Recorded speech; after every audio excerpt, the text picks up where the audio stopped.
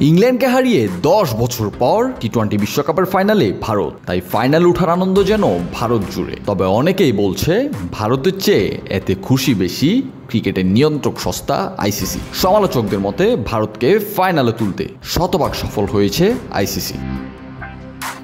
ভারতীয় ক্রিকেটের সমালোচকরা আইসিসিকে কটাক্ষ করে ইন্ডিয়ান ক্রিকেট কাউন্সিল বলে ডাকে, আর চলমান টি-20 বিশ্বকাপ এই আগুনে যেন ঘি ঢেলেছে।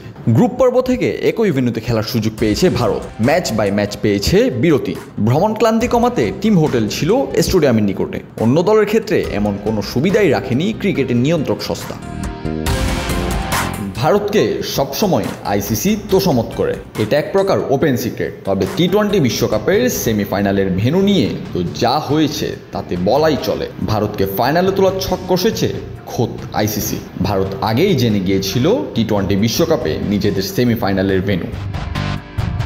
15 সদস্যের দলে 4 স্পিনারকে জায়গা দিয়ে চমক দেখিয়েছিল ভারতের নির্বাচক অজিত আগারকার। অভিজ্ঞ জাদেজা দলে থাকার পরও কেন অক্ষর প্যাটেল দলে, সেমিফাইনালে বোঝা গেল তার আসল কারণ। ভারত আগে থেকেই জানতো বিশ্বকাপের সেমিফাইনালে জায়গা করে নিলে তাদের খেলা হবে গায়ানায়, আর ক্যারিবীয় অঞ্চলেও অন্যতম স্পিন বান্ধব উইকেট এটি। সে অনুযায়ী দলও সাজিয়েছে। বাড়তি স্পিনার হিসেবে সুযোগ পেয়েছেন অক্ষর। শেষ পর্যন্ত তার হাত ধরেই বার্বাডোসের ফাইনালে জায়গা করে নিয়েছে ভারত।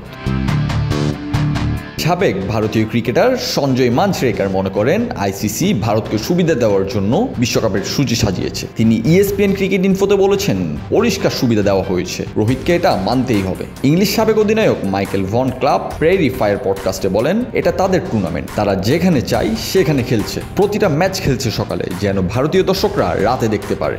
ভন আরও বলেন, বিশ্বকাপে আপনি একটি দলের প্রতি সহমর্মিতা পক্ষপাত দেখাতে পারেন না। এই বিশ্বকাপ সম্পূর্ণ ভারতের জন্য সাজানো হয়েছে। আরেক ইংলিশ সাবেক ক্রিকেটার ডেভিড লয়েড আইসিসির সমালোচনা করে বলেন, আমরা ক্রিকেটে ম্যাচ ফিক্সিং নিয়ে কথা বলি, এটা বড় একটা টুর্নামেন্ট ফিক্সিং, খেলাটাই কিন্তু মঞ্চ, আপনি এটাকে ফিক্স করতে পারেন না।